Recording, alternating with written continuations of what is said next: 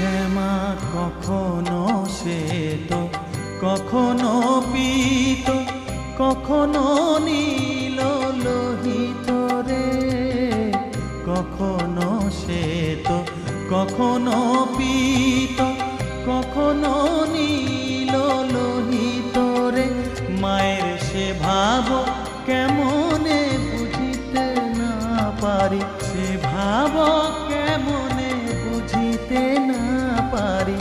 ভাবিতে জন্ম গেল রে শ্যামা, মা কি আমার কালো।